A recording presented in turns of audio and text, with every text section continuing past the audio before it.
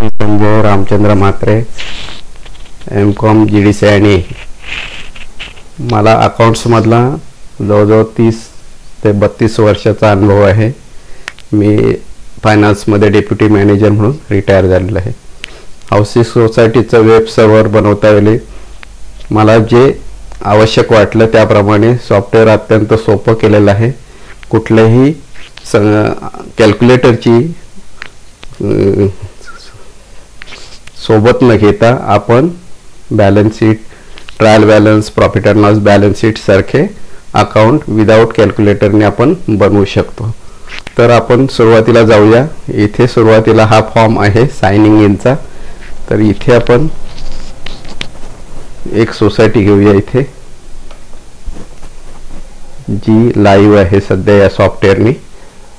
ती घेतली, त्याचा युजर नेम टाकलेला आहे आपण. नंतर इथे पासवर्ड टाकणार आहोत.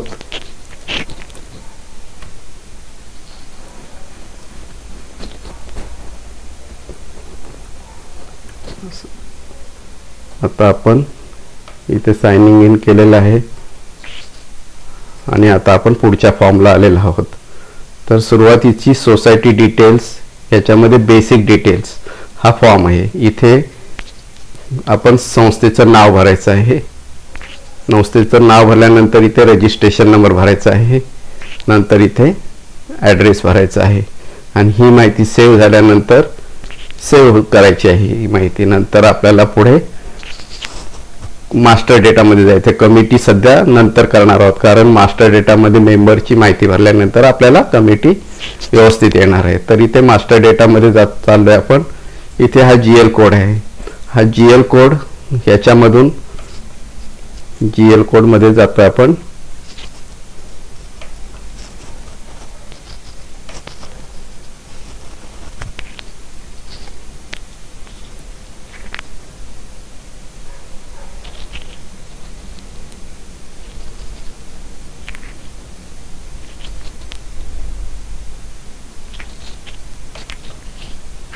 GL कोडमध्ये गेलेलं आहे. इथे नवीन GL कोड करण्यात येईल. या GL कोडवरनंच आपल्याला पूर्ण अकाउंट्स तयार करायचं आहे. तर हे GL कोड फक्त आमच्याकडून क्रिएट करण्यात येतील. याचं कारण असं आहे का कुठे कोणीही चुकीचा GL कोड करून मग ते अकाउंटिंग व्यवस्थित होणार नाही, म्हणून याचं GL कोड जे आहे ते आमच्याकडूनच होईल. आणि ह्याचं व्ह्यू मात्र तुम्हाला सगळं दिसेल काय GL. आता मी व्ह्यूमध्ये जातो आणि व्ह्यूमध्ये तुम्हाला दाखवतो. हे झालेले GL कोड आहेत, बरोबर. हे menu, member, reserve fund, building funds असे GL कोड तयार केलेले आहेत आपण. आणि नंतर मग हे GL कोड झाल्यानंतर आपण महत्त्वाचा फॉर्म भरणार आहोत मेंबर्सचा. हा मेंबर्सचा फॉर्म भरल्यानंतर इथे तुम्ही मेंबरचं नाव टाकू शकता. नंतर इथे वर्कप्लेस टाकू शकता कुठे आहे ते. आणि नंतर पुढे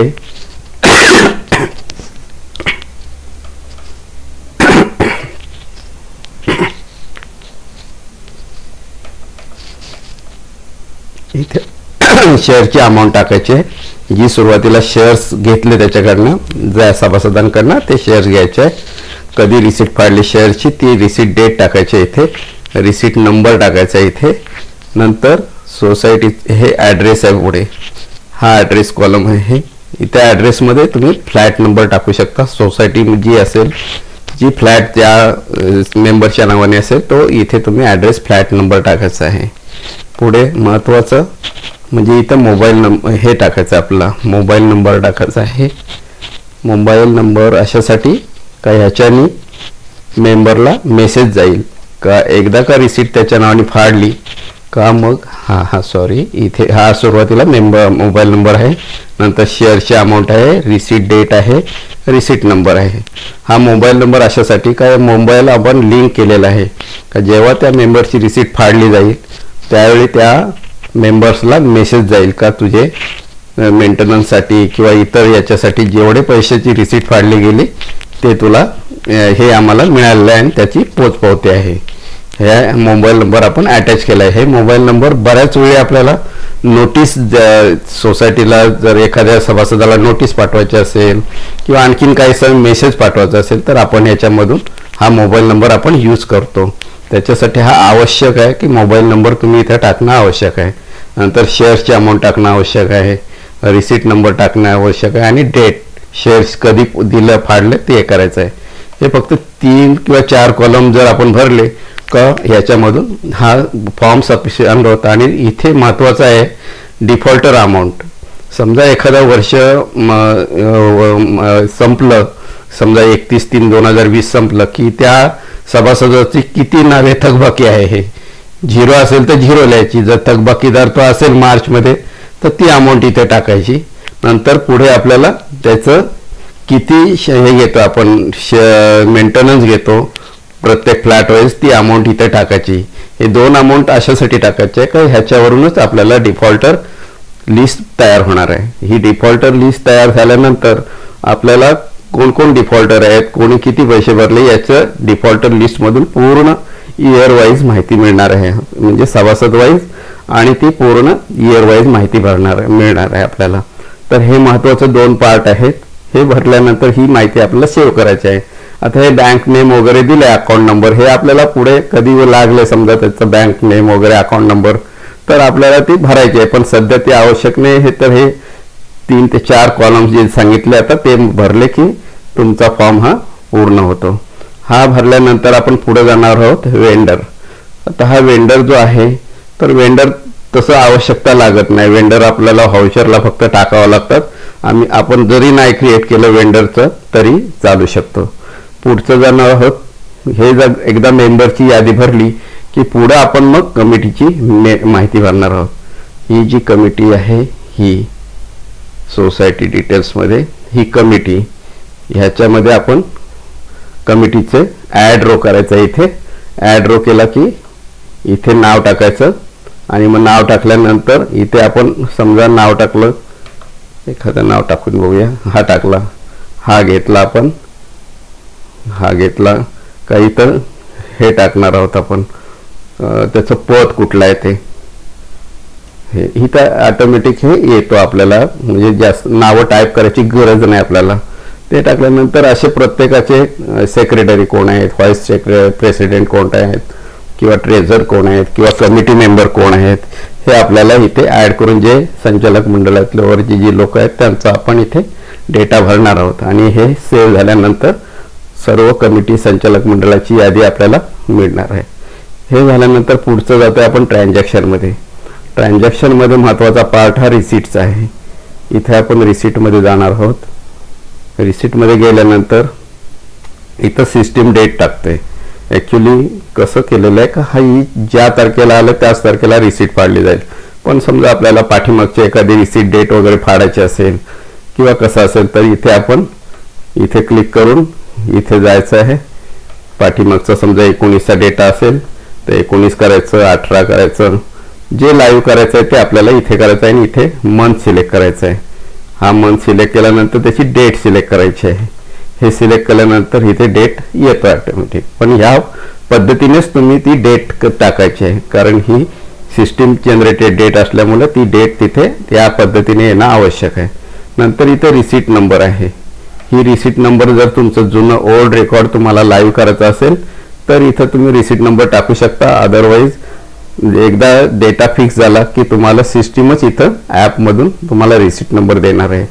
पुढे आलं इथे वेंडर नंबर. हा महत्त्वाचा पार्ट आहे. जे आपण मेंबर्सची नावं भरली ते इथं वेंडरचं नाव येणार आहे, आपलं मेंबरचं नाव येणार आहे. ते तुम्ही इथं फक्त सिलेक्ट करायचं आहे.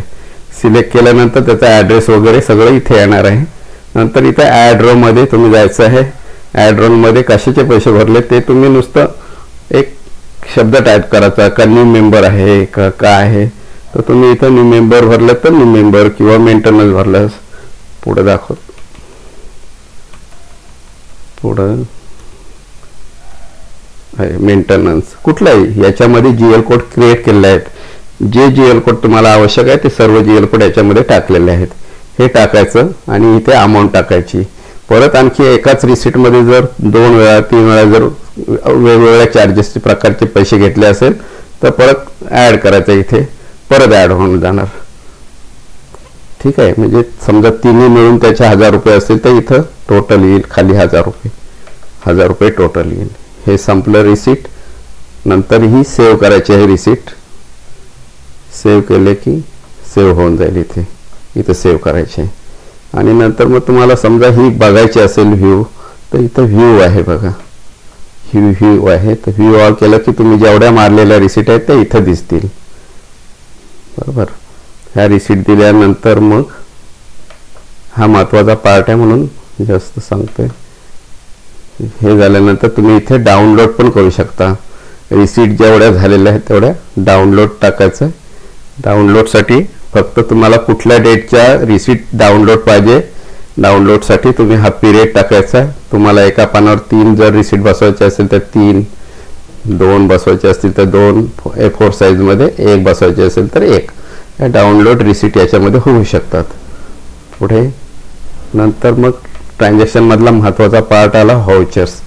इथे व्हाउचर्समध्ये सुद्धा तसंच आहे. डेट सिस्टीम आलेले आहे. इथे तुम्हाला चेंज करायचं असेल तर त्या पद्धतीनेच तुम्ही इथे करायचं. सिलेक्ट करायचा, महिना चेंज करायचा, वर्ष चेंज करायचं आणि जो महिना असेल तो इथे टाकायचा. समजा जुलै महिना टाकला आहे, जुलैची 1 तारीख असेल तर 1 तारीख टाकली. इथे व्हाउचर्स नंबर टाकायचा आहे.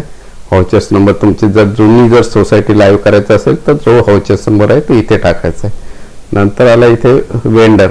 हा वेंडर तुम्ही मॅन्युअली टाकला तरी चालेल. ज्याच्याकडनं तुम्ही समजा परचेस केला असेल एखादा कुठल्याही प्रकारची वस्तू सोसायटीसाठी, ते तुम्ही इथे वेंडर म्हणून टाका. आणि इथे ॲड रो करायचा आहे रिसीट सारखंच. इथे तुम्हाला समजा वॉचमॅनची सॅलरी दिली तुम्ही, तर नुसतं W टाका, तर तुम्हाला इथं वॉचमॅन सॅलरी वगैरे येईल. अजून वेगवेगळ्या प्रकारचं जर खर्च झाला तर ते तिथे ॲड रोमध्ये करा, परत टाका. आणखीन इथं वेगळं होऊन जाईल. म्हणजे एका व्हाउचरमध्ये जर 10,000चं पेमेंट असेल, इथे 5,000 वॉचमॅन सॅलरी आणि 2,000 आणखीन कसलं तरी खर्च असेल, असे 10,000 असेल तर इथं होऊ शकतो. पण असं ॲड रो करून तुम्ही ते एक व्हाउचर सिलेक्ट करू शकता. नंतर पुढे इथे तुम्ही पेमेंट टाईप, महत्त्वाचा पार्ट आहे पेमेंट टाईप. इथे तुम्ही त्याचं पेमेंट कशाने केलं, नुसतं C टाकलं तरी कॅश येईल. इथे कॅश अकाउंट क्रेडिट आणि हे अकाउंट डेबिट. ओके. नंतर बँकने केलं असेल तर बँक अकाउंट क्रेडिट. जी बँक तुमची असेल ती तुम्ही इथे सिलेक्ट करायची आहे आणि ती सिलेक्ट केल्यानंतरच पुढे तुम्हाला इथं सेव्ह करायचं आहे. ओके. सेव्ह केल्यानंतर ही व्हाउचर तुमचं सेव्ह झालं. पुढे इथे तुम्ही व्ह्यू ऑल पण करू शकता. म्हणजे जे मारलेलं आहे तुम्ही व्हाउचर्स हे सगळं इथे बघू शकता. ठीक आहे. हे व्हाउचर्स झालं. नंतर आपण जाणार आहोत बॅलन्स शीट. हा बॅलन्स शीट पार्ट असा आहे का इथे तुम्हाला एखादी तुम्हाला लाईव्ह करायची सोसायटी असेल तर ओल्ड बॅलन्स शीट जी ऑडिटेड झालेली आहे, जे शेवटची बॅलन्स शीट झालेली आहे ती तुम्ही इथे बॅलन्स शीटमध्ये भरायचं आहे. प्रिव्हियस बॅलन्स शीट भरणं अत्यंत आवश्यक आहे. ही भरल्याशिवाय पुढचं ट्रान्झॅक्शन होणार नाही किंवा ते अकाउंट येणार पण नाही. तर ते पूर्ण ही बॅलन्स शीटमधून तुम्ही इथे प्रिव्हियस बॅलन्स शीट भरायची आहे. इथे फक्त GL कोड टाका. तुम्ही समजा तुम्ही शेअर टाकला तर इथे शेअर टाका. काही असेल जसा असेल GL कोड प्रमाणे. तुम्ही समजा राखीव निधी असाल तर रिझर्व्ह फंड टाका, रिझर्व्ह फंड टाका, हे टाका इथे आणि इथं अमाऊंट टाका. आणि हे टाकल्यानंतर इथे डेट महत्वाची आहे. जी शेवटची बॅलन्स शीट भरताय ती डेट तुम्ही इथे फिक्स करणार. समजा 31/3/2020 असेल तर तुम्ही 31/3/2000 महिना सिलेक्ट करायचा आहे. मार्च असेल, हा 31 तारीख असेल. ही तारीख महत्वाची आहे, नाही तर प्रिव्हियस बॅलन्स शीट येणार नाही. ही महत्वाची डेट आहे का ही जिथं तुमचं ऑडिटेड शेवटचं झालेलं आहे ती बॅलन्स शीट तुम्हाला भरणं आवश्यक आहे. नंतर पुढे आपण JV फॉर्म ठेवलेत. JV फॉर्म याच्यामध्ये सोपं केलेलं आहे. याच्यामध्ये JVची डेट टाका, JVचा नंबर टाका. आता समजा इथे तुम्ही समजा इंटरेस्ट घेतला असेल तर इंटरेस्ट टाका इथे. हा बघा, बँक इंटरेस्ट घेतला असेल, हा बँक इंटरेस्ट टाका. किती अमाऊंट टाका आणि बँक इंटरेस्ट कुठल्या बँकेतून मिळाला आपल्याला तर इथे बँक टाका तुम्ही. हा बँक समजा RDCC बँक असेल तर RDCC बँकेचा इंटरेस्ट. इथे अमाऊंट टाका की तुमची JV पास झाली. तुम्ही समजा कॅश विड्रॉल केले असेल तर कॅश विड्रॉल सुद्धा आपण इथे करू शकतो. Bank cash account debit to bank account. Cash deposit केला असेल तर bank account debit to cash account. आणि इथे JVचं पार्ट आहे ते आपण इथे करू शकतो आणि याच्यातून तुम्हाला सर्व JV पाहता सुद्धा येतील. ठीक आहे, या जीचे पार्ट्स तुम्ही बघू शकता याच्यामध्ये. हे संपल्यानंतर आपण येणार आहोत रिपोर्ट्स पार्टला. रिपोर्ट्स पार्टला म्हणजे नंतर मग आल्यानंतर इथे तुम्ही पहिला कॅशबुक रन करा. हा महत्त्वाचा पार्ट, कॅशबुक करा. ह्या कॅशबुकला ज्या पिरियडचं तुम्हाला कॅशबुक हवं असेल ती डेट सुद्धा अशीच प्रकारे निवडायची आहे. समजा आपल्याला 19 एप्रिल 19 तर इथं तारीख टाका 1 एप्रिल आणि इथं समजा एप्रिल महिन्याचं त्या एका महिन्याचंच काढायचं आहे आपल्याला. तर एप्रिल 30 एप्रिल इथं 30 एप्रिल करा आणि इथं फक्त सर्च द्या. इथे सर्च दिलं की तो कॅशबुक आपलं पूर्ण तयार होऊन जाईल. इथे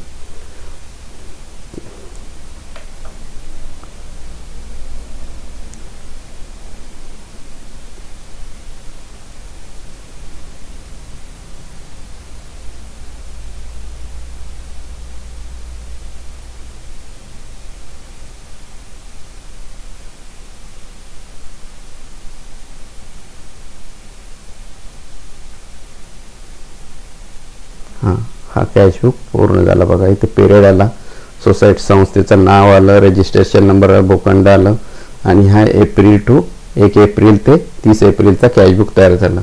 आता याच्यामध्ये महत्त्वाचं असं आहे की डाउनलोड करू शकता तुम्ही हे पार्ट. हा डाउनलोड सुद्धा करू शकता. इथे हा डाउनलोड करा, त्याचं नाव होतं त्यावर तयार होतो, त्या संस्थेच्या नावाप्रमाणे हे इथे डाउनलोड एक्सेलमध्ये फाईल तयार होतो ही कॅशबुक आणि मग तुम्ही ही प्रिंट करू शकता. हा कॅशबुक झाल्यानंतर तुम्ही ट्रायल बॅलन्स रन करा. ट्रायल बॅलन्सला सुद्धा तसंच आहे. पिरियड टाका ट्रायल बॅलन्सचा. समजा 1 एप्रिलचंच मला घ्यायचं आहे, 19चं. इथे 1 एप्रिल आणि नंतर मग इथे समजा मला मार्चचं घ्यायचं आहे तर मार्च 20 तर 31 तारीख. हे केल्यानंतर तुम्ही सर्चमध्ये जा. तुम्ही इथे ट्रायल बॅलन्स रन करू शकता याच्यामध्ये आणि ट्रायल बॅलन्स रन होईल जाईल.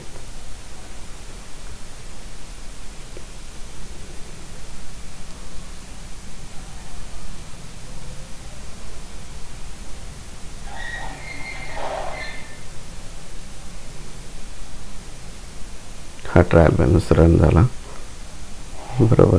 इथे एक्सपेन्सेस आले, इथे नाव आलं, हे ट्रायल बॅलन्स आला इथे आणि पूर्ण टॅलीड असते. इथे हे ट्रायल बॅलन्स पूर्ण टॅली झालं तुमचं.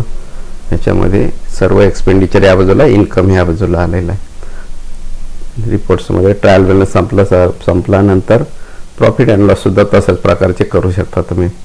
प्रॉफिट अँड लॉस पण टाका इथे 1 एप्रिल 19 1 एप्रिल टाकला आपण 1 नंतर मग इथे नंतर मार्च प्रॉफिट अँड लॉस 31 नंतर इथे आपण सर्च केला की प्रॉफिट अँड लॉस आमचा तुमचा तयार होऊन जाईल.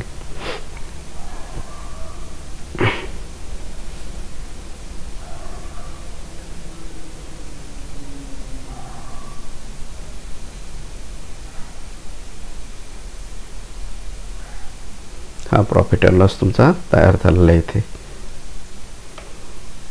नेट प्रॉफिट काढले पुढे.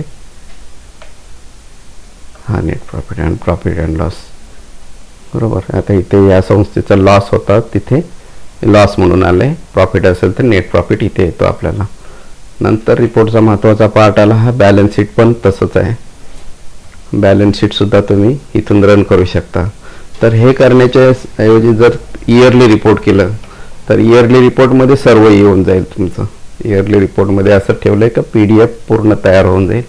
इथे आपल्याला एका वर्षाची इयरली रिपोर्ट करायचा अहवाल आपला. तर हा 1 एप्रिल केला आपण. नंतर इथे 31 मार्च टाकला. नंतर 31 मार्च टाकला इथे. तर तुम्ही इयरली रिपोर्टमध्ये तुमचं पूर्ण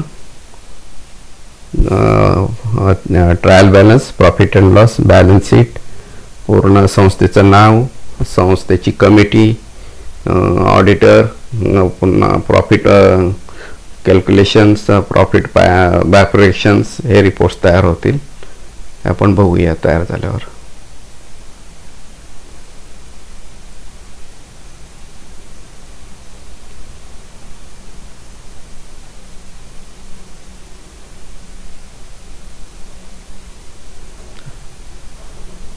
आणि मार्च महिना संपल्यानंतर तुम्ही एप्रिलच्या फर्स्ट वीकमध्ये सुद्धा अहवाल तयार करू शकता.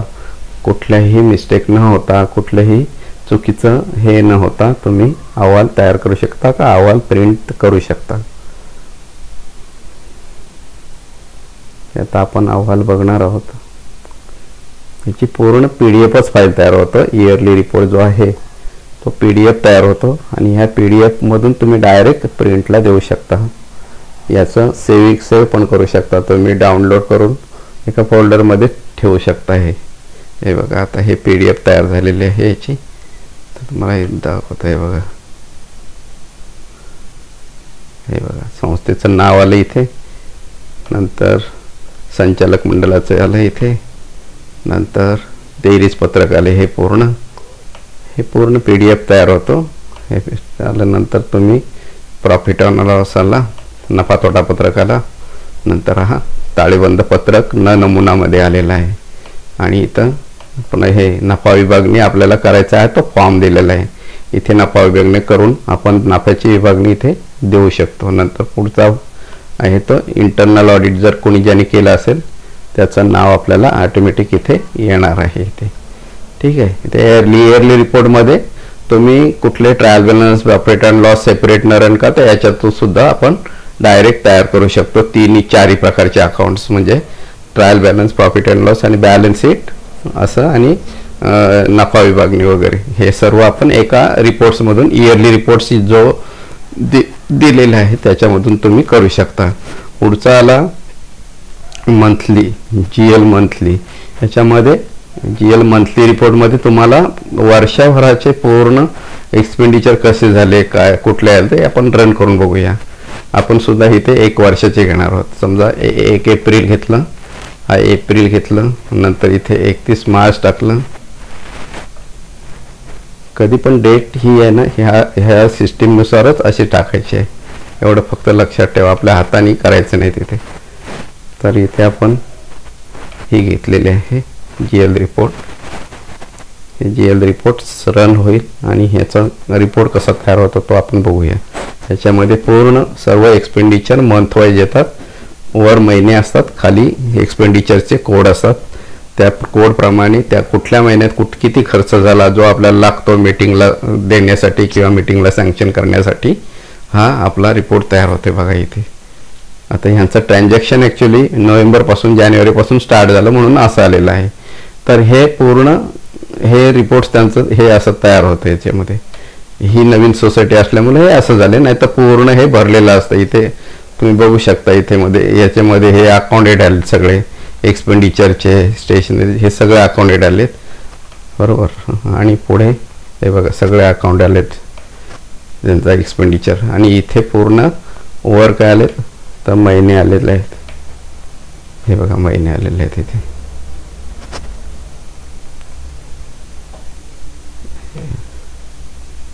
हे बघा महिने, एप्रिल 19 पासून ते मार्च 20 पर्यंत कसा खर्च झालेला आहे हा पूर्ण GL रिपोर्ट हा निघू शकतो याच्यामध्ये. हा रिपोर्ट्समधला पार्ट संपल्यानंतर इयरली रिपोर्ट संपला, बॅलन्स शीट निघाले. आणि परत महत्त्वाचं म्हणजे डिफॉल्टर लिस्ट. ही डिफॉल्टर लिस्ट आपल्याला एकदा बघूया.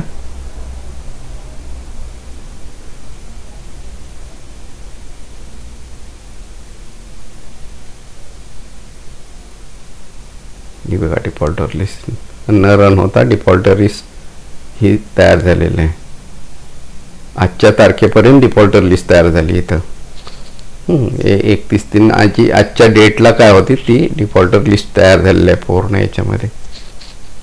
ओके, नंतर मग सेटिंगमध्ये आहोत.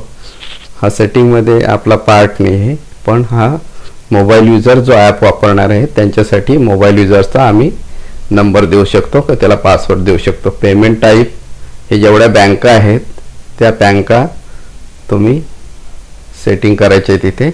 जेवढ्या बँका आहेत तिथे ॲड करायचं. आता आपण ॲड करूया. इथं समजा माझी कॅश आहे, कॅश टाका. इथे कॅश टाकली, इथे कॅश टाका. हे आपल्याला तुमचं हे करणं आवश्यक आहे इथे. आणि इथं कॅश अकाउंट क्रेडिट. ओके.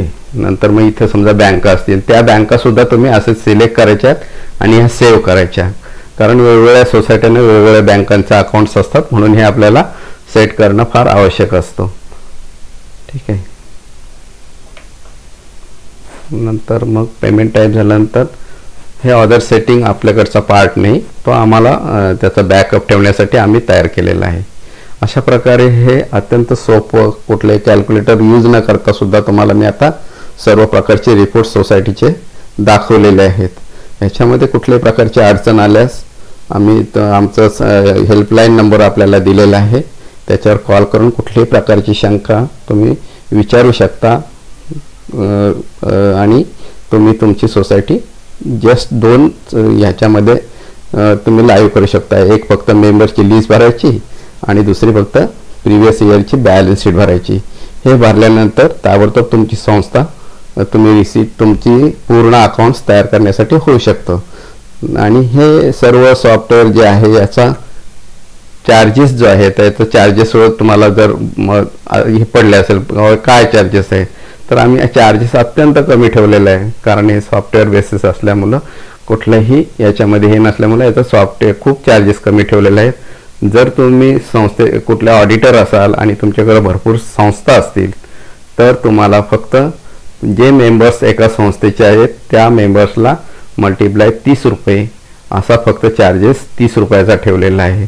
आणि जी संस्था वापरत असेल हाऊसिंग संस्था ते स्वतःहून जर अकाउंट करत असतील तर एक संस्था जी वापरत जी पर्सनली वैयक्तिक संस्था जर त्यांचा अकाउंट करत असेल मोबाईल ॲप थ्रू तर त्यांना फक्त आम्ही मंथली आपला इयरली 50 रुपये आणि ऑडिटर जे आहेत संस्थे त्यांना इयरली 30 रुपये पर मेंबर असं असणार. आणि जी संस्था वापरणार आहे ते प्रति मेंबर 50 रुपये प्रतिवर्ष असं ठेवलं आहे.